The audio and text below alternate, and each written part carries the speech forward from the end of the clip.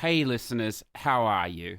I know I said there'd be no show this week, but I wanted to drop something on you, just a little something to tide you over if you so wish. And to do that today, I've got to firstly hugely thank all our Patreon supporters, our Patreon producers, our champions, our warriors, and our community supporters. It's through their generous support of this show via the Patreon, Push2Plat Patreon, that I'm able to create this extra sort of content and to keep the podcast itself running together so that we can all meet wonderful guests from around the world. So today, what I'm going to share with you is the first part of the rise and fall of the plastic instrument genre. It was a fantastic, interesting deep dive into Rock Band and Guitar Hero, both series that I'm not familiar with, but I did learn a lot throughout the process. Now, the second part is available on the Patreon, as I said. Now, if you do have a couple of dollars and you want to support me, and want to support the show, I'd really appreciate it because it takes a lot of time to put this stuff together. And of course, not only are you getting the full show, but you're also getting each month each month, I do a little bit of a deep dive, if you like, into all the games that I've played for the month, and it's quite substantial, including a large amount of spam or quick stuff, some of the medium stuff, some of the stuff I'd recommend, and some of the stuff that I just couldn't get to, that I think perhaps we should all get to in the near future. But look, if that's not enough, next month, September's bonus content will be a deep dive into the Tony Hawk series. Again, it's a series that I'm not that familiar with, but I know in September we're seeing the Tony Hawk Skater Pro 1 and 2 remaster coming. So it seems like a perfect time to get a little bit in depth with this wonderful, wonderful series. So look, I promise I won't talk anymore because the more I talk, the more I realize that I'm not as clear as I thought I was today. It seems like the mouth is still a little bit of a meat circus. But look, we'll be there. We should be back to normal by next week. But as I said, if you got a few bucks, if you want to help us out, jump on the Patreon. If you don't have any money, look, I understand. Life is expensive. You can still help us out by sharing the word, subscribing on YouTube, or just telling people everywhere.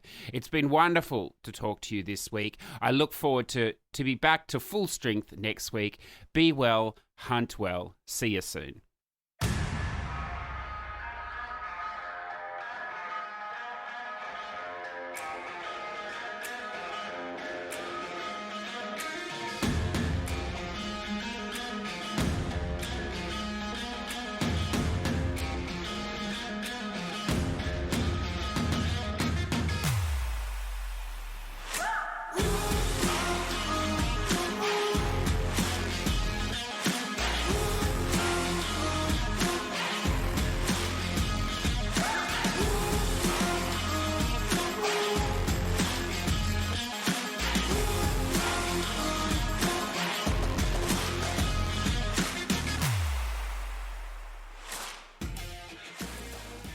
Hello, awesome human Patreons. How are you today?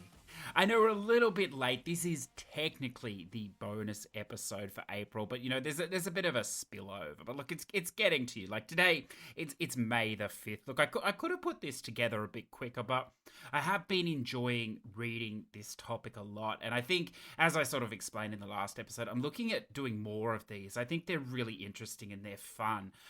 I'm very conscious of the fact that I sometimes come across as a bit preachery or a bit lectury, so I'm gonna try and avoid that. Obviously, there's a lot of dates and sort of creators and this and developers and names and info like that will be in the topic. So it's by nature going to be a little bit that way, but I'm going to try and contain myself there just so I don't come across that way. Also, a preface: this is a topic that I haven't. I don't have any experience really of playing these plastic instruments and guitars and drum kits and stuff like this. Although, I have played some singing games. In full disclosure, when I sort of started this, I thought, well, I'd like to do the history of music games or more specifically rhythm games, I suppose. And, going back to the start and looking in Japan and where these things originated, because it's a fascinating genre. It's a genre that I love. I mean, it's a genre that has so much bleed over into visual novels, even into open world games now. We have, little music rhythm games that are appearing, in all sorts of games, puzzle games,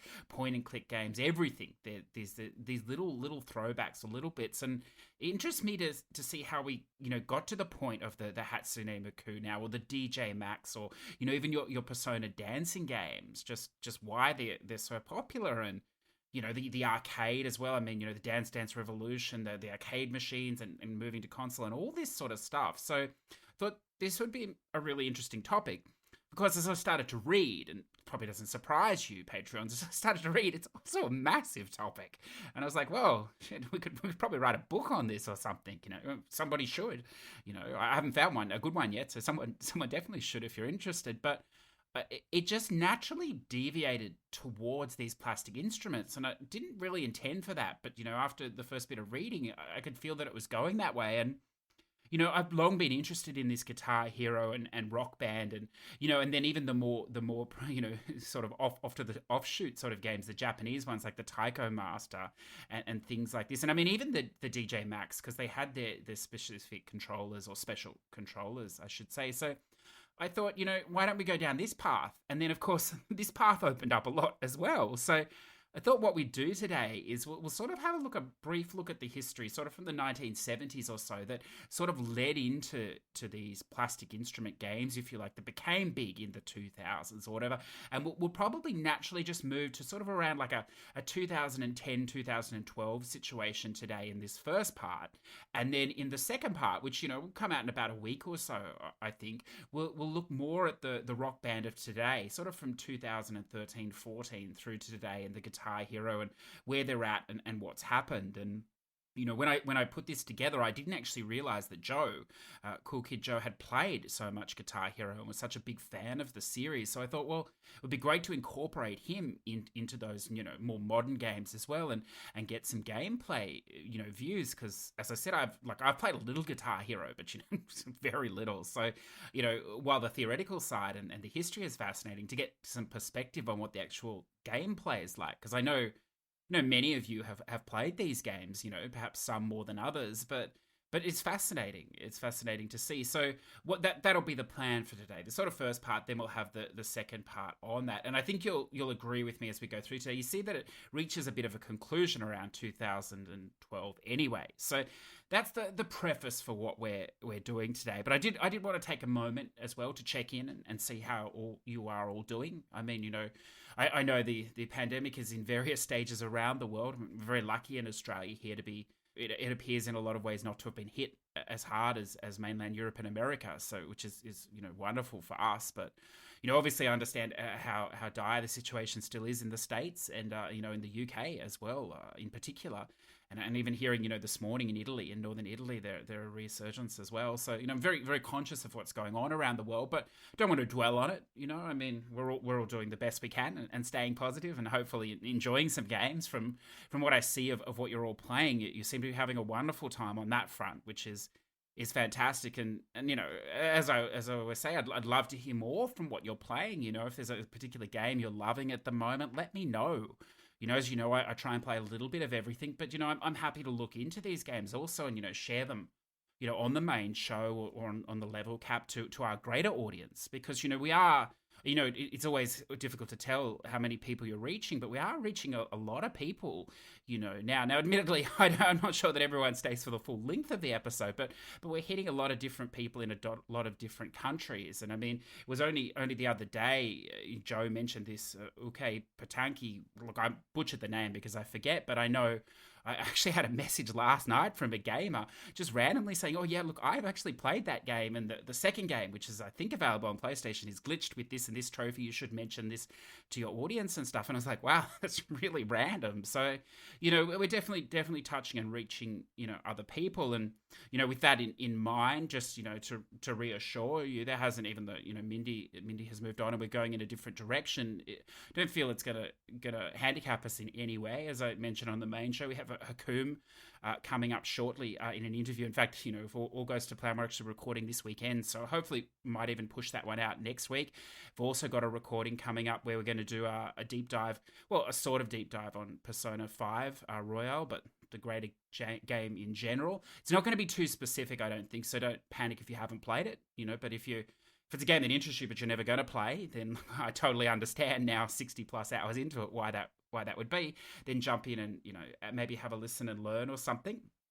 The person we're talking to has finished it multiple times, both the original and then the Royale as well. And I'm also interested, if there is anyone that's really interested in this series, there is a spin-off game, a Muso game, I understand, this Persona Scramble, which it's not available yet in English. I believe, scheduled to come out, I think, later this year, although, I'm not sure where that's at. But the Japanese version is out, and I have an acquaintance on PSN that is actually an English-speaking acquaintance that's actually played through the Japanese version. So I'm hoping to touch base there and perhaps even get a little input on that game, before we get the Western release, if that does interest you. But I understand, it's quite a little bit different from the main line. And then, as I said, we do have an Australian streamer as well, which I'm sort of working closely with or whatever, and looking forward to getting her on. She's very passionate about moving up the leaderboards, but she's doing it playing games like The Witcher and Black Desert, the massive MMO online game, which, interests me because, and I think it might interest a few of you, because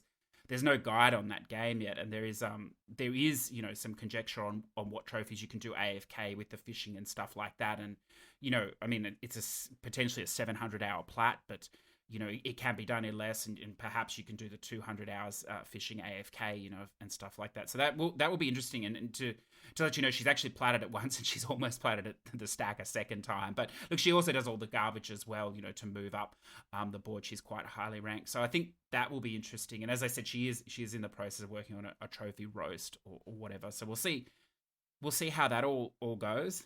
And then I think the only other, I don't want to give all the cats out of the bag, but we've also got setting up a guide writer from Canada to come on. I'm not sure we've had anyone from Canada come on yet, but this is a guide writer that specializes in visual novel guide writing, graded Japanese games, but in visual novel writing particularly. But, don't panic. It's not like, the Trophy Addict site or whatever, where it's just, choose 1, 2, 3, 4, 6, 7. You don't even understand what you're doing. This is a person that writes the guides from the perspective of you actually reading them. And then, if you can come back, if you like, and fill in the different endings, and it sort of explains it that way. So I think it's interesting from my perspective because, I've skipped, hundreds of VNs or whatever. But in the last year or so, I've been reading a lot of VNs as well. And it's nice to, I'm not sure if you know the process, but a lot of these Japanese VN guides that we see on this site, they come from a 505, a Japanese site or whatever else. They're already pre-written, and all they're doing really is just lifting it and translating it or whatever and testing it.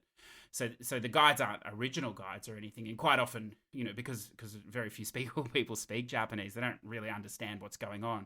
So it's a lot of trial and error. Whereas this person that we're working with to get on here, he writes, English VN guides. He plays them fully through and then puts the guide together. So that's interesting for me. Obviously, VNs are a massive time commitment to read, so it'll be fascinating to hear from a gamer that focuses on that. And then also how they go together putting guides, because even if you don't play VNs, they can become very complicated with all the branching paths and things like this. So I'm looking forward to that. So we have a ton of content. It's just now just placing it out over the month and the months preceding. So looking forward to that coming as well. And then, just to the last little bit, I suppose, what we'll do is we'll have the second part, but then the bonus episode, if you like, for May. And to be honest, I'd like to change the wording of the Patreon because, bonus episode, I don't think there'll just be one anymore. I think we'll do these sort of little bits or whatever and put them in. So once we finish this music instrument one, I'd like to leave music for a little while. Definitely come back at some point, but I'd like to do a VR one. Maybe looking at, maybe some of the VR games that have come out in the last 6 months or so. Played through a few of them. I'm playing through some now. And we'll just throw some ideas out there as well if that interests you. But by all means, please reach out to me. You can message me on PSN or Discord or whatever. I am very approachable most of the time. And let me know if there's a topic you'd like me to look into. I'd like to touch on some Assassin's Creed, but we'll do that later in the year, I think, when the next one is due to release. But ton of series we could dive into, with or without guest, or, with research and stuff like that. So let me know. But look, just before we jump in today, we also had 2 new Patreon producers join us for this month, which is, hopefully continue to join us from this month, which is fantastic. The first one here is TBird. So both of these were Patreons already, but they've upped to the Patreon level, which of course now gives them their choice of game for me to punish me with, I suppose. And look, both of them have taken that option to really really punish me. So, just in case you're interested and you haven't kept up, so far we have Moon Hunters from Olcero, we have Rogue Galaxy from Zador VP, we have Death Stranding from Scottish Noob, and we have Assassin's Creed, the original Assassin's Creed on Xbox from Sprunky. So they're all in various stages or whatever, but there's a year, there's plenty of time. But these 2 new games, we'll start with T-Bird's suggestion. It's a Bloodborne trophy guide. So if you know him, he's a Souls player. Now, if you know me, I'm not. So it's gonna be interesting. I don't know why I'm not a Souls player. Maybe because it requires skill. I'm not sure, but they have intrigued me. I've had Dark Souls 3 sitting on my system for ages, the disc, and he actually said, do you want to play 3 or this, or, which one do you want to sort of play? And I was like, look, I don't know. Which one do you think? And I was lying a little bit there because I had looked at the guide and it said that 3 is pretty hardcore if you haven't played the other one. So I was sort of hoping he'd pick this one. And he's like, I think you should do Bloodborne then.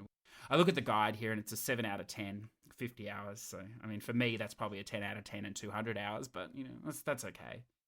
And, I mean, the only experience I have this game, and I understand it's a masterpiece, is that, I know when you start up, you have to fight this dog-like thing. I think it determines what level you play on or something. I'm not sure. It's a long time ago, but died multiple times on that dog, and then I think it just lets you through or something. So it's going to be an experience. And I mean, I remember too also, I'm not a huge fan of non-linear games. Now, having said that, maybe this game is supposed to be linear, but I got incredibly lost at the start. If you've played it, you'll know if you turn left, there's like this guy, I don't know, and he's just brutal. Like, I don't think you're supposed to be able to kill him, but of course you never know which direction you're supposed to turn in these games because it doesn't tell you. So I couldn't make any progress that way. Then if you turn right, there's this mob that are walking down the street, and so I sort of boxed in and I couldn't figure it out. Apparently there's a ladder you had to go up, but I don't know. So this is going to be an interesting experience. He has offered to help me later on in the game. I don't exactly know how much of this you can do with somebody else or not, but I suppose we're going to find out. And look, I do have the DLC, and I read somewhere that you're actually better off to do the DLC before you finish the game, so I might as well have a stab at that in this next year. I understand the load screens are brutal when you die, so I'm going to have to get a book or something as well, because I'm going to be spending much time with the load screens, I think. But yeah, I'm glad I'm starting with one of these, because it's a genre that, I haven't got into, and I think it's a shame, because I play everything else. So maybe once I learn how it works, I'll be good at it, or, most likely I won't be. And then we'll just have to see if you just put enough hours in, if you can just get there, if it's that sort of a game. And then the second game from Redbeard Rick. So he's now a Patreon producer as well for this month. Thank you, Rick. I appreciate it. And he's gone outside the box here. He's gone with an Xbox game, and it's really funny that he nominates this game because, like, a couple of years ago, someone mentioned this game to me, and they're like, it was when I was getting into Xbox, and they're like, this is only one game you need to play on Xbox, and this is this Lost Odyssey, and you like JRPGs, this is like maybe the greatest JRPG of all time. And look, I know some of you are big JRPG fans, so that's probably a big call to make, but that was his words, not mine. But I've heard that quite a bit in the last couple of years, and to the point where, like, many PlayStation gamers that play on Xbox, this is the only game they've played or whatever, or the only game they've completed. And I was like, oh, it must be worth a look. So pulled up the guide. It's an 8 out of 10, which is awesome.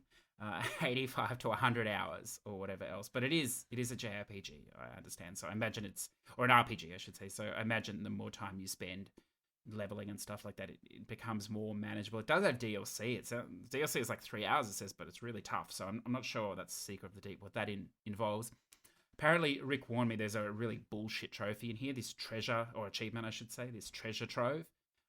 Which it requires you basically to follow a guide the whole game to make sure you're getting, every single treasure, which sounds a lot like a Tales game to me, which, doesn't interest me, but he luckily is going to let me off that. And I had a look at it, and I'm going to take him up on that, because I really don't want to follow that treasure trove. There is a missable or something with the spell collector, but it sounds like it's going to be okay there. You can just make some saves or whatever. It'll be interesting. So an old school game there. So two more games to add, and, Persona 5 Royal should hopefully be finished this weekend. So hopefully we can start to make some forward progress on that. But yeah, I mean, that's our state of play, I suppose. So now why don't we turn then to this history of music, this Plastic Instruments edition.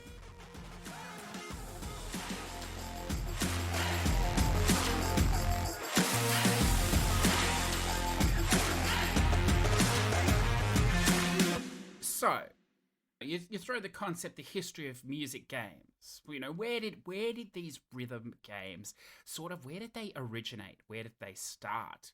Where do you think, listeners? Are you thinking Parappa the Rapper? I mean, that would be a solid choice. You're thinking maybe Beatmania, perhaps. Well, it's even earlier than that, but it's in a very simplified sort of a form.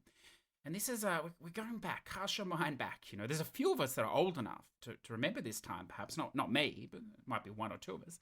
Back to 1970 and Casco. They create a rhythm-based electromechanical arcade game designed by Kenzo Furukawa and produced by Kuni Nagata.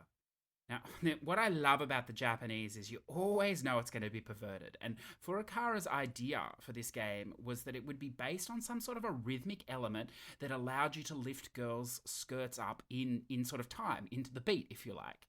You know, and this was inspired by the 1969 Japanese Morutsu commercials. So look, I might have butchered that there, but you can actually see some of these on YouTube too, which are kind of funny. But so what I love about it is that the rhythm games, I mean, if you think about some of the Hatsune games now as well, I mean, maybe they haven't gone too far or whatever, but you know, back in the 1970s, it's a little bit controversial also. So, but the rhythmic genre, if you like, is based on the lifting up of girls' skirts.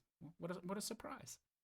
So it's a little bit quiet then, and then we hit this 1978, and Simon is released. Now, Simon was a handheld game released and created by Ralph Baer and Howard Morrison.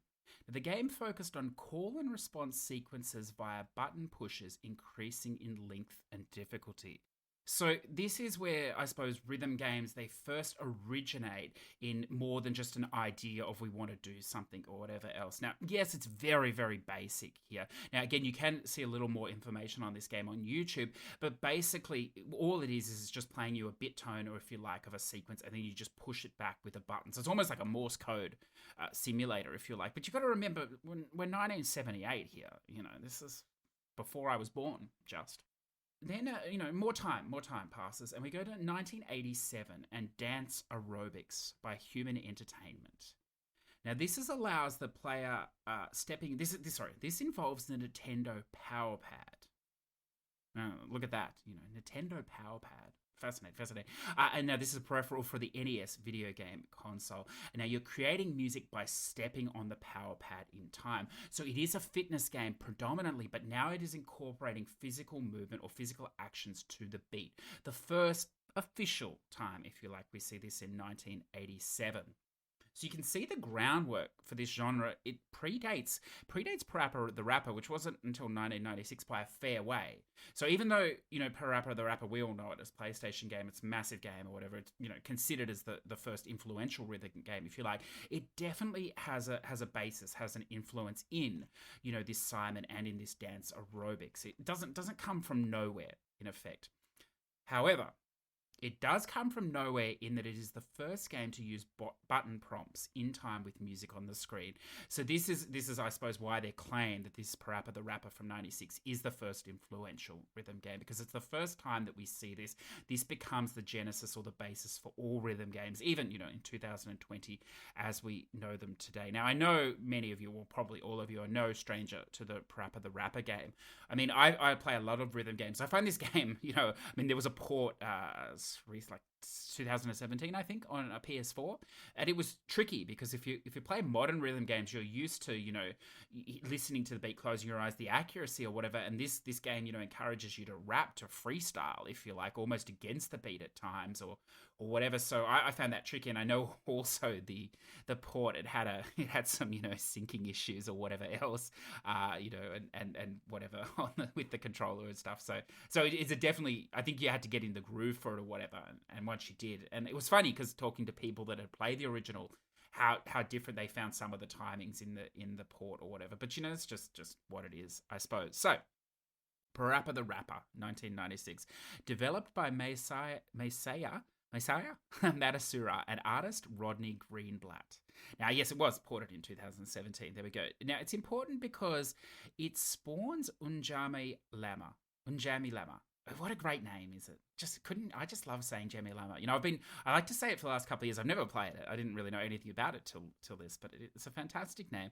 Now, Unjamie Lamm is important because this comes about 3 years later in 1999, and this is where we start to see the use of a character, if you like, incorporating a musical instrument. So, yes, Parappa was a rapper with a microphone or whatever else, but this is the first time we see an instrument per se, like a guitar on the main protagonist or whatever. Now, we'll get into this one in a moment.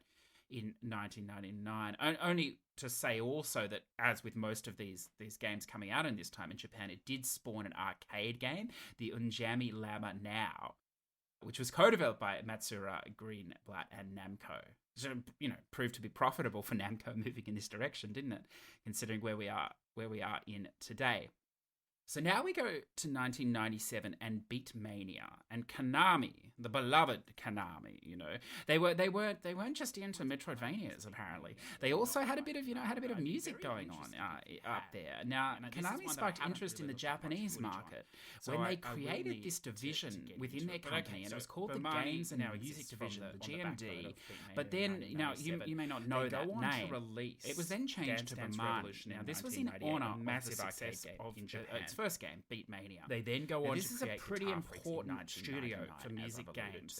This is where Dance Dance Revolution, if you don't know, players dance on a pressure-sensitive pad in order to dictate it by on-screen instructions. So this is, you watch any, Japanese sort of sling-off show or whatever else, going to any major city, and you'll see Japanese youth, sometimes old Japanese men, as we learned from Plat Zach in Japan as well, and they're just busting a groove, serious time on these machines. It's just unbelievable or whatever. It's a bit tough for us older Western generation, I suppose, to understand. But that's where we're thinking here.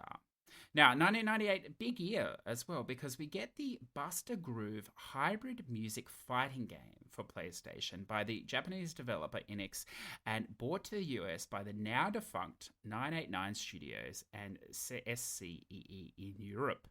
So we're starting to see now music games developing beyond just simple, character-driven hit-the-button prompts or whatever else into cross genres or whatever else. Obviously, this is important in establishing any genre and reaching a wider market. One of the things that interests me the most is just how wide a market music rhythm games would go on and reach by 2010. And a lot of this is based in some of these hybrid games. Obviously, the games that we think of, in 2010, the big games are predominantly, Guitar Hero or Rock Band, the predominant guitar or plastic instrument-focused games. But to build the size and the audience, it came through games like Buster Groove as early as 1998.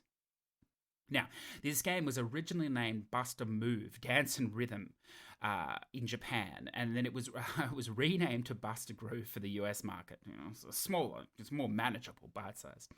It focused on inputting button prompts in relation to the beats via the regular D-pad on the controller. Emphasis was on head-to-head competitive play, combining fighting game elements with that of a rhythm game. It spawned sequels Buster Groove 2 in 1999 for the US and Japanese markets. It was not released in Europe, and Dance Summit 2001 for the PS2 only released in Japan. So what I think of when I think of this game, and again you can see footage on YouTube, is there's a game called, it's a bit of a stretch here, but the Metronomicon, which is sort of, I think they advertise it as an indie music RPG, although, I mean, the RPG is a stretch here. Yes, there's leveling up elements and stuff, but basically it's a music fighter, where again you're using the prompts or whatever to attack the enemy. Look, as I understand, the plat is a bit of a nightmare. I don't think anyone ever wrote a guide for it from a few years ago, but it's worth checking out. It's a fun game if you're looking for something that's beyond, just your straight rhythm, game or whatever. And as I said, we'll get more into this in the second part. Another good option is something like the crossover, the Demo series, which was available on the Vita, where you were growing your tree by, virtually playing the piano in your songs, or even better if you don't want to go down that path, because I know getting the trophies in that is a nightmare. I think there's an ad hoc mode and the DLC and stuff, but the Demo Reborn, which can be played in VR or not VR, and that almost incorporates elements of a puzzle game into a rhythm game. It's like almost two distinct games. So you can see that this hybrid genre well and alive at this point. So now we go to 1999. Guitar Freaks was released in February 16. Now this is where the player uses a guitar-shaped controller to stimulate the playing of an electric guitar tracks from rock and J-pop. So obviously this is the first time now where we're moving from sort of, standardized controllers of the time to actually a peripheral, a physical peripheral that represents an instrument. Now this becomes interesting later on because there's lawsuits about this, particularly in the US, about what is and isn't an instrument and how it relates to live performance. We'll get onto that in a little bit, but at this point in time in 1999, it was acknowledged as a guitar-shaped controller or peripheral or whatever else. It went on to become recognized as the most important game in the genre, as it laid the way for Rock Band and Guitar Hero and the plastic instrument genre. It went on to include 19 versions, with the final Guitar Freaks V8 releasing in March 28th, 2011. It spawned a spin-off sequel, Guitar Freaks XG, of 3 games, with the final release, Guitar Freaks XG3, released on February 23rd, 2012. Of course, most of these, in fact, I think all of these late releases were only Japanese-only games. So Bemani, we're not done with them quite yet. They released Drum Mania in 1999 as an arcade game before porting to the PS2 as a launch game in Japan in 2000.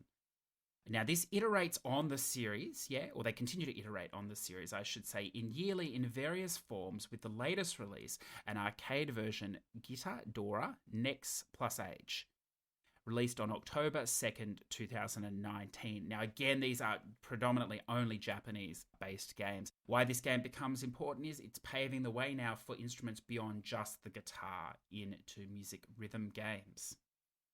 So 1999, you still with me? We've traveled like 30 years almost. It's not bad. Unjamie Lamm. We get to say it again. This is a big one, It introduced a left-hand guitarist protagonist, Lammy, the Shy Lamb, and his rock band, Milk Can, with bassist, vocalist, Kitty Cat, and drummer, Mason. Lammy builds in confidence only to realize she has been playing on a vacuum the whole time, not a guitar. This game reviewed positively in Japan, but to mixed critical acclaim in the US. Now, this is amusing to me because the overall, it did rate quite highly on IGN in the 8s, but a lot of the fringe publications, it down as low as 5. And the problem with the Western critics, the problems they had with it is that they felt it was leaning heavily on Japanese idol talk and Japanese idol influence. Now, that's pretty ironic if you consider the split in rhythm games we have today, in your Rock Band on one side of the room, if you like, and then your things like your DJ Max and your Hatsune games on the other. I mean, the Hatsune and even DJ Max, to a fair degree, they're so anime inspired. They're so heavily leading on idol culture. I mean, if you look at the VNs, and there has been, whether you play them or not, there's been a resurgence of VNs in the last couple of years. They're hugely based on idol culture. I mean, even mainstream games like Persona, it's an idle game. There's no question about it. It's hugely influenced by that game. I mean, a game I played recently, the AI Somnium Files, again, idle based. And I mean, so many of these games do. And, in full confidence, when I started playing a lot, like 4 years ago or something, and, I don't watch anime or don't watch much, and I found this idol culture just insane or whatever and ridiculous. But it is, I mean, it's not aimed at kids, obviously. It's aimed at, at adults and young adults or whatever. It's aimed, their financial reasons. It's aimed at a market that can afford the merchandise and buying it or whatever. It's far evolved from your Hello Kitty and things like that, I think. And, yes, there's a sexual perverted element to it, without a question, but it's more than that. I think it's a sense of hope and joy and, and love, without the physical as well. So, but it's all mixed up in this Japanese culture as well, which continues to cross the line. And I think for us Westerners, it's, it's where you draw the line, because, I mean, some of their stuff is incredibly crude to us, but then it's just mainstream to them or whatever, which, I mean, it's a separate topic, but for such a staid culture and such a country that observes such fastidiously to their culture and things, it's fantastic to see that they have this side as well. And I wonder from the Japanese perspective what they think of things like thrash metal or whatever, or death metal that we have on our side, which, again, you may not enjoy, listeners, but it's sort of accepted as music here. by and large now, and to them, I don't know, it's all different, I suppose, but it's fascinating, and we've got to be careful, because I feel myself going off on a tangent. But other than to say, like, I think I need to get some Unjamie Lamm into me. Let's stay with 1999 now, and we'll go over with the developers and creators of Vib Ribbon. Now, these are the creators of Parappa the Rapper, Nano Unchae. Now, this was a game that was never released in the US. It's a game that used an instrumental-shaped controller to have players negotiate obstacle courses that were generated based on the audio CD used. So this is pretty revolutionary at the time. You could basically put in an audio CD and it would map a course, very basic or whatever, to the dynamics, the texture and structure of the tunes on the CD. So I like this sort of thing. Again, this in mainstream, we still haven't seen anything like this, which is interesting with procedural generation.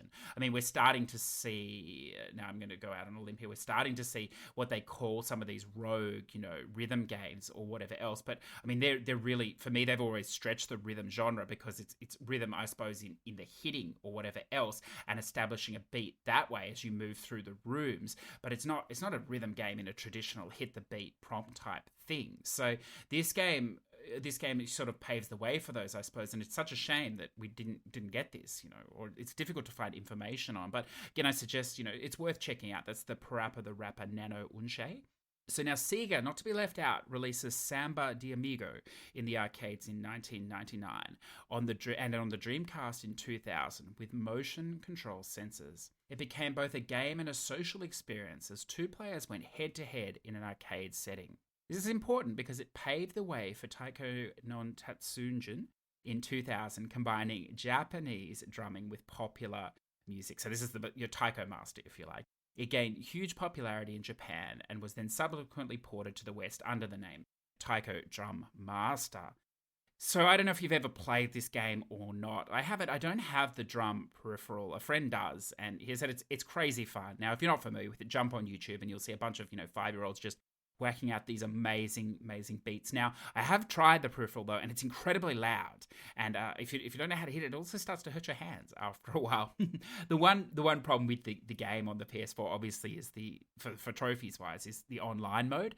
And it's one of those games where you really do need the peripheral, I think, to really get the scores and whatever else. Doing it on a controller is a nightmare, but it's fun, and it's exploring an element of rhythm games, I suppose, that is different from our mainstream rhythm games. Now, I believe that has come out in the last year or two on the NA and EU store. It was available only for quite some time, only on the East and Asian stores. So it seems like we've established a pretty good groundwork for where these plastic instruments were coming. Yeah, we've gone from basically very simple, pre-button prompt, if you like, hear and replicate of Simon, through to the button prompt games of Parappa the Rapper, through to the beginnings of instrument-based controllers. Now, why don't we take a look at how we got from there to the actual instruments? And of course, we have two really big players in this genre, which I'm sure you're very familiar with. This is Harmonix and Neversoft. Harmonix, of course, with the Rock Band series, and Neversoft with the Guitar Hero series. So where did these come about? Well, Harmonix was founded in 1995 from a computer music group at MIT, and it begins work on music rhythm games from 1998, drawing inspiration from Parappa the Rapper. Harmonix went on to release Frequency for PS2, then followed up with Amplitude in 2003. Now, let's just deviate here slightly. 2001 in Japan, or 2002 in America, Guitaroo Man, released by INIS and published by Koei for PlayStation 2, became the first game to use a guitar-playing protagonist 4 years before Guitar Hero. So this is the definitive game, if you like. So we've now moved beyond Unjamie Lamm, where it's an anime figure, if you like, to an actual mainstream protagonist. It used a standard controller and took the form of a player engaging in music battles with a computer-controlled character. Hits were recorded by presses of the button based on the length of the phrase. So now it's not individual note presses, but rather the length of the phrase on and off. It's a pretty simplified concept if you look into it. This greatly influences Harmonix. Harmonix go on to release Karaoke Revolution in 2003. Now, this came with a microphone. This is the first time a game ships with a microphone. Now, Samba de Amigo, which we talked about earlier, the Sega game, and the Japanese arcade games Beatmania and Guitar Freaks are widely accepted as the first plastic instrument games, although they're using controllers shaped in this way.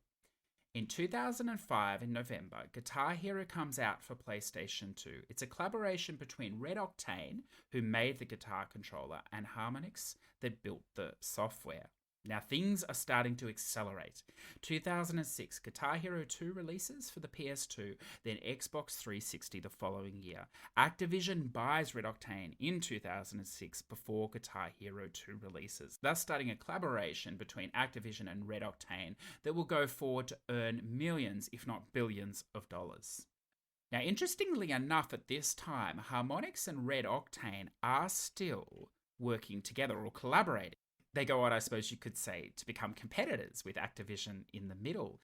The last game that Harmonix and Red Octane would collaborate on is the Guitar Hero Encore Rock to the 80s, which was essentially an expansion pack to Guitar Hero 2. Now, Harmonix is bought by Viacom's MTV Games and starts development on a Rock Band series, resulting in Rock Band 2007, expanding to include drums, a microphone, and a guitar. The first full set sold for an outrageous $200. Now, it sold 4 million sets in the first year, and thus the modern plastic instrument revolution has begun. Viacom versus Activision, Harmonix versus Red Octane. Are you a Rock Band man, or are you Guitar Hero? 2007, Activision hires Tony Hawk Pro Skater developer Neversoft to work on the Guitar Hero franchise, releasing Guitar Hero 3 Legends of Rock. Activision went on to claim, perhaps unfounded, that it was the best-selling game of the year. In 2006, Neversoft expands to a full band setup, replicating Rock Band's 2007, including drums, vocals, and guitar, with the release of the Guitar Hero World Tour. Now, this included 86 original versions of classic songs.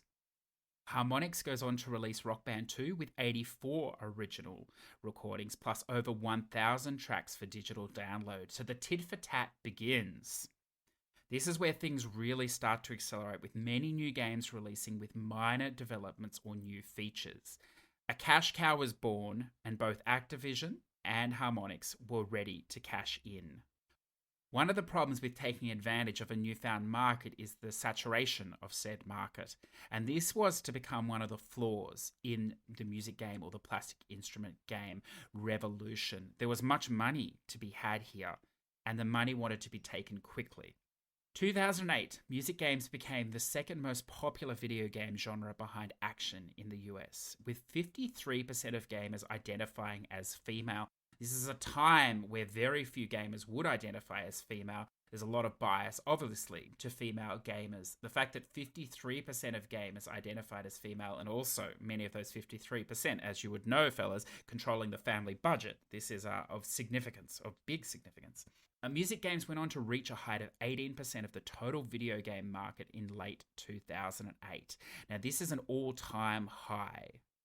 When you think about it, when you say 18%, you think, well, that's not too much. But it's kind of large when you consider that most of the market is today dominated by, in fact, I think as much as 95% is dominated by AAA studios in revenue and value. Now, it wasn't all smooth sailing. Obviously, one of the attractions of these games was the live video recordings that you could download and play along. Now, copyright law always moves slowly against modern technology, but it reached a loggerhead on March the 21st of 2008 when EA, MTV, and Harmonix were sued by the Gibson Guitar Corporation for violation of the 1999 US Patent 5.990-405. Which covered technology that simulates a concert performance via pre-recorded audio and a musical instrument. Now, I referenced this far earlier on when we were talking about the games in the 70s and 80s. The legal definition of what an instrument is imperative in this lawsuit and this case. Are the plastic instruments really instruments, or are they controllers? Simple controllers, not instruments. That was the legal definition that was being fought over by Gibson, claiming that they were, in fact, instruments. Therefore, they were in violation of copyright by simulating a live performance, if you like, with the video that had been downloaded, admittedly paid for, but copyright not extended to the original artists in a legal manner. Now, this is not the first time Gibson had sued. They had previously sued with Activision over the Guitar Hero series. Now, a reworking of the patent opened the door for continuation with Harmonix here to seek summary judgment in hopes to acknowledge the Rock Band controllers were not instruments by legal definition. The case was settled in mid-2010 with a non-disclosure. So at this point, it was still very unclear whether these were classified as instruments by legal copyright definition or not. It only sounds like a small thing, but it goes on to become a massive thing later because it's all tied up in the licensing. Now, we'll look at this in the second part, but of course, Guitar Hero would later go on to claim with Neversoft and Activision that it was unsustainable to pay the royalties required by the artists. Now, if they were deemed outside this patent, that would have changed the value and the ratings. So, not to be left out, Konami, which was never to be left out, Konami, glorious Konami. They filed a lawsuit against Harmonix. Now, this is kind of amusing. Harmonix, Viacom, and MTV attempting to block sales of Rock Band over the infringement of their patents on music rhythm matching games from 2002. So they were trying to argue their earlier forays from 2002. They actually held the patent for this genre, if you like, even though these games made in 2008, there are drastic improvements on them. They're using peripherals. In effect, it's very difficult to see the direct line, even if there is homage, from these earlier games from Capcom.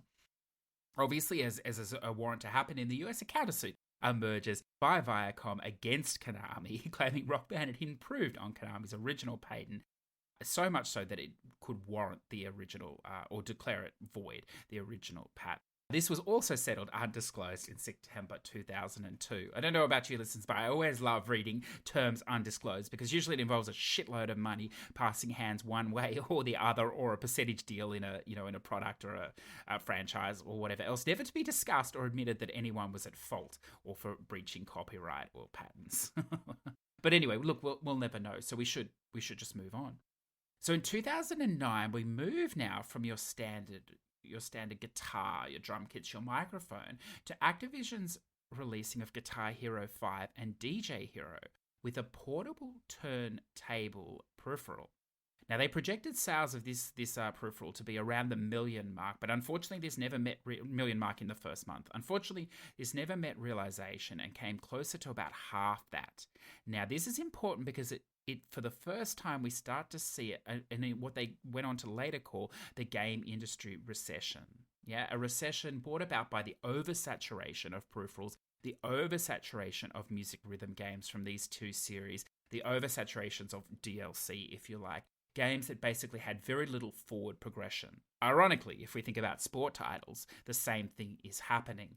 Maybe they get away with it with the sports titles because the markets are so huge now. But if history has taught us nothing, perhaps similar things will unfold to this market in the future. So the game industry analysts, they predicted in 2009 that only one franchise could really be supported, either Guitar Hero or Rock Band. They acknowledged that these games at the time were the most expensive in development and fruition. Now, this wasn't only just in the design or the R&D of the games and the peripherals themselves, but also in paying the licensing, which we talked about earlier. Estimates were shifted from 1.6 million units sold for DJ Hero to only 600,000. The beginning of the end had begun. 2008 sales figures of 1.7 billion were decimated to 700 million in a year, with a market revision, a sustainable market evolution, if you like, of around 500 to 600 million being the future projection. So basically the value had been wiped clean from 1.47 billion in a year to 500 to 600 million. It was attributed as a leading cause in the 12% sales decline of all games in 2009 and a key factor in the late 2000s gaming recession. Now, music game sales dropped nearly 50% in 2009, and by 2010, 67% decline in sales. It's basically carnage, if you like. In the space of 2 years, a 67% drop in sales, predominantly from two franchises or two developers. As the developers and publishers were left to deal with the shrinking market, Viacom began to explore methods for reducing licensing fees on music to lower the production costs of the series. In 2010, they began proceedings to recoup $150 million investment equity placed into Harmonix in 2008 after the success of Rock Band 2007. They cited poor performance of and weakening sales that resulted from the slump in 2009. It was clear the plastic instrument genre bubble had broken, striking a major chord of dissonance between developer and publisher. Viacom shortly after started seeking expressions of interest for the sale of Harmonix.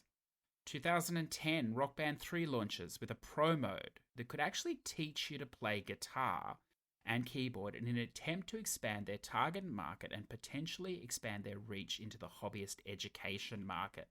Now, this is an area that interests me quite a lot. There's obviously the Rocksmiths games as well, where you would use an actual guitar linked in, if you like, through a cord to the system. Now, I've spoken to many musicians. Now, none of them have actually advocated this method of learning guitar. Now, I do preface with that many of those are pro musicians that actually, do teaching on the side. So I understand they're not gonna, endorse something that makes themselves redundant or whatever. But it's something that interests me, and it's something that I can't talk to because in my line of music, I haven't used these things in education. But I understand why they did it, obviously, to move into this market. Now, I don't believe overall it's been successful. I'm pretty sure, I'll look into this more, pretty sure that none of these products now still exist or are still in production. But something, it's an interesting thing. And I mean, if any of you have had an experience with these in this way, or you think it works, please reach out and let me know. But let's continue.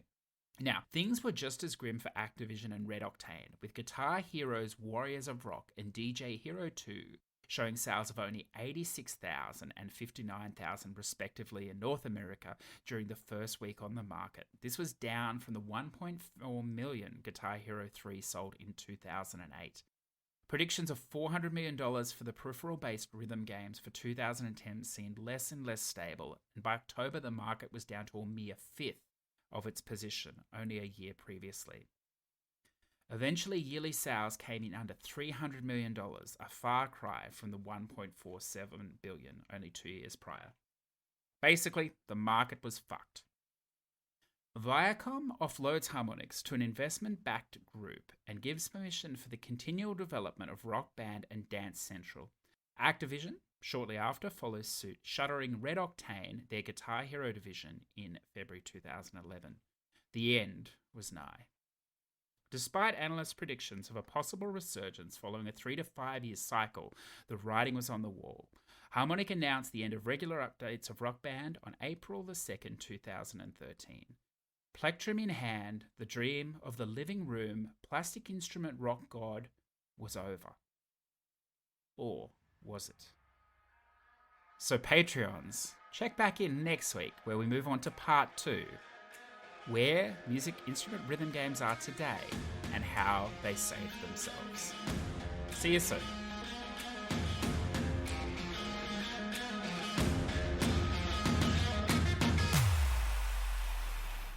Push2Plat podcasts are conceived, written and edited by CJ Anderson in Adobe Audition.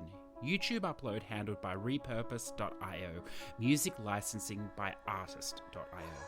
Push2Plat would like to thank our Patreon producers Zador VP, Redbeard Rick, TBird, Olsero, and Ready to eBeg. Without your support, this show would cease to exist.